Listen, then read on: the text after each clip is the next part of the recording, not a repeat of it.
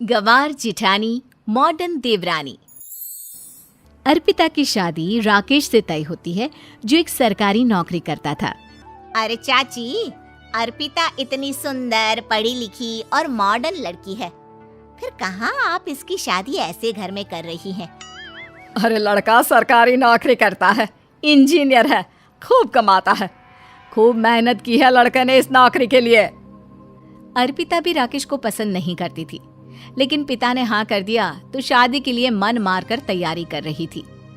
हाँ माँ, चाची ठीक ही तो कह रही हैं। पता है मेरी सहेलियों के पति कितने मॉडर्न हैं। अरे देख बेटा, तू मॉडर्न है ना, वो पढ़ने लिखने वाला गांव का होनहार लड़का है, तू जैसा रखेगी रहेगा। अब तक कोई उसकी केयर करने वाला नहीं था, है तो सिर्फ एक भाई भाभी, और माँ पिता तो गांव में ही रहते हैं। अर्पिता का मुंह बन जाता है। वो पिता के फोन से राकेश का नंबर लेकर उसे मिलने के लिए बुलाती है।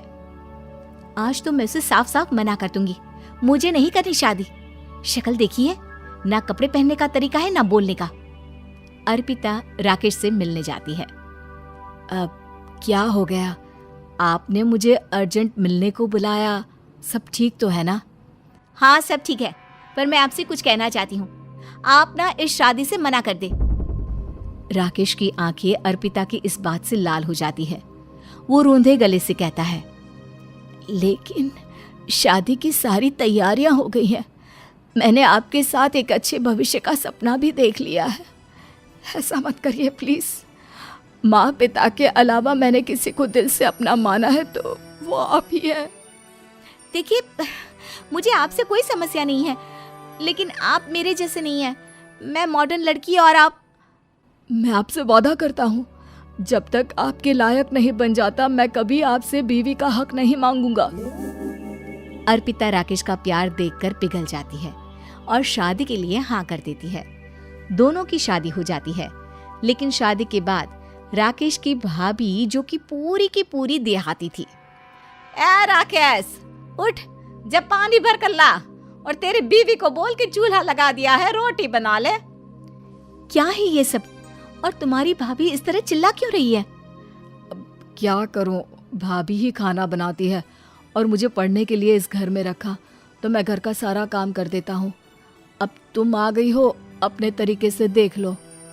ये मकान तो तुम्हारे पापा ने बनवाया था ना शहर में, ताकि बेटा पढ़ाई कर सके। हाँ, पर भाभी ही पूरे घर में रहती है। ठीक है, देखो अब। अर्पिता बाहर जाती है। सूट पहनी अर्पिता को देखकर जेठानी का पारा हाई हो जाता है। ए शहर की हीरोइन, यहाँ ना चलेगा ये सब, समझी? साड़ी पहनो, साड़ी। वो नारंगी वाली निकाले हैं तुम्हारे लिए, जिसमें हरे रंग का फूल बना है, और सीधे पहुंचो रसोई में।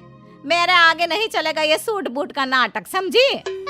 देखिए भाभी, आप बड़ी हैं, आपने राकेश की पढ़ाई में मदद की, लेकिन ये मकान इनके पिताजी का है, तो मैं अपना पोर्शन अलग कर रही हूँ। मैं आज से आपके साथ नहीं रहूंगी। जेठानी का तो मानो पारा ही हाई हो जाता है। और ऐसा कैसे नहीं रहेगी? हाँ, और कौन बोला कि राकेश अलग हो जाएगा? वो अपने भाई के बिना नहीं रहता। आज देखिए तो, देखिए कल के आई छोरी क्या बोल रही है। राकेश के साथ बात हो गई है, मैंने ऊपर का हिस्सा राकेश को दे दिया है। उसकी अपनी जिंदगी शुरू हो रही है, तो अच्छा है ना कि अब रसोई भी अलग हो जाए। अर्पिता राकेश की ओर फक्र से देखती है कि उसने अर्पिता के लिए स्टैंड लिया। अर्पिता बाजार में जाकर सारा रसोई का सामान ले आती है। पिता के दिए सामान से घर सजाती है और अपने तरीके से पूरे घर की सजावट करती है। शाम को राकेश ऑफिस से आता है। कुर्ता पैजामे में राकेश को देखकर, अरे ये क्या पहना है? भाभी सिलती है ना कुर्ता, मैं सारी कमाई भाभी को ही दे देता हूँ। लेकिन अब ना बीवी को देना होगा, क्योंकि भैया भी अच्छी नौकरी करते हैं। भाभी अपने पति का पैसा संभालें और मैं अपने पति का पैसा संभालूंगी। तभी भाभी आ जाती है। अरे देखो, बहुत हो गया। हाँ, अलग रहने तक तो ठीक था, लेकिन पैसा हम एक फूटी कौड़ी नहीं देंगे। बचपन से तुम्हारे पति को हमने पाला है, उसका हिसाब दो। अच्छा, हिसाब चाहिए? कितना पढ़ी है आप जो आपको हिसाब चाहिए? बड़े भाई हैं उनकी, जिन्होंने उन्हें पढ़ाया लिखाया, वो हिसाब मांगेंगे तो जरूर दे दूंगी भाभी। अरे देख, हाँ, अगर तूने पढ़ाई की है तो मैं भी अंगूठा छापना हूँ। अरे 5 की क्लास तक पूरी पढ़ाई की है, समझे? वैसे भी कल इन लोगों के माँ बाबूजी आ रहे हैं गांव से, वही लोग ठिकाने लगाएंगे तुझे। अगले दिन सास ससुर आते हैं, दोनों बहुत ही सीधे लोग। अच्छा किया जो ऊपर के हिस्से में राकेश की गृहस्थी लगा दी।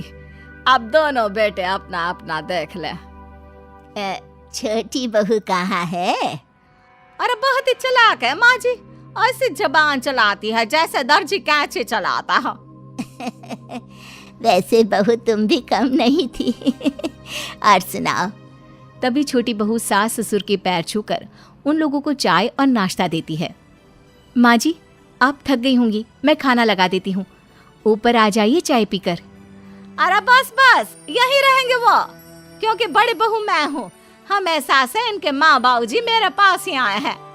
चलिए माँ जी, आप ना किचन में खाना बनाइए, मैं जरा बाजार होकर आती हूँ और फिर साथ में खाना खाते हैं। जेठानी बाजार निकल जाती है और सास ससुर बेचारे घर पर अकेले। फिर दोपहर को, माँ जी, मैंने आप सभी के लिए खाना बनाया है। माना मैं छोटी हूँ, लेकिन अच्छा लगेगा अगर आप लोग मेरे साथ रहें। वैसे भी यहाँ है कौन बेटा, चलो ऊपर राकेश के पास ही चलते हैं। सास ससुर दोपहर का खाना खाकर वहीं आराम करने लगते हैं कि जेठानी आ जाती है। अरे वाह, ये तो वही बात हुई ना, कल की आई को पूरा परिवार और हम अकेले के अकेले। भाभी देखिए, परिवार में प्यार से रहा जाता है, ना कि चालाकी से। अम्मा खाना कैसे बनाती, पहले ही गांव से थक कर आई हैं। हाय रे दया, तो मैं का बाजार से ऐस करके आ रही हूँ। अरे भूख के मारे मेरा सर दर्द हो रहा है, और यहाँ मेरी फिक्र कौन करेगा। अरे तो किचन में खाना है, लगा देती हूँ मैं भाभी। बड़ी बैठकर खाना खाती है और शाम को जब राकेश घर आता है। अरे राकेश, तू तो पूरा हीरो लग रहा है इन कपड़ों में। ऐसे कपड़े पहले क्यों नहीं पहनता था? राकेश बीवी की तरफ देखता है और फिर कहता है, माँ, पहले पहनाने वाली नहीं थी ना। हाँ हाँ, और हम जो हाथ से सिल सिल कर कुर्ता पहनाते थे उसका का? अरे तुम्हारे भैया तो आज भी पहन रहे हैं। तभी अर्पिता सास के लिए कपड़े और ससुर के लिए शर्ट पैंट ला कर देती है। उन लोगों को फ्रिज से ठंडा पानी और टीवी में फिल्म दिखाती है। अरे कब से इनको बोल रहे हैं कि फ्रिज वाले आओ, लेकिन ये है कि मानत ही ना है। बहू, अब तो तुम ही समझाओ ससुर जी को। नहीं पापा, आप फ्रिज मत लीजिए। अरे वाह रे छोटे, खुद फ्रिज का ऐसे का मजा ले, और इनकी माँ के पास फ्रिज भी ना हो। अरे देखा पिताजी, देखा माँ जी कब बोल रही है। अरे उसकी पूरी बात तो सुन लो कि वो क्या बोल रही है। वो इसलिए क्योंकि अब माँ जी और पापा यहीं रहेंगे मेरे पास। घर को घर सिर्फ मॉडर्न या गांव की सोच नहीं, बल्कि संस्कार बनाते हैं भाभी, और संस्कार अच्छे हो तो सब सही हो जाता है।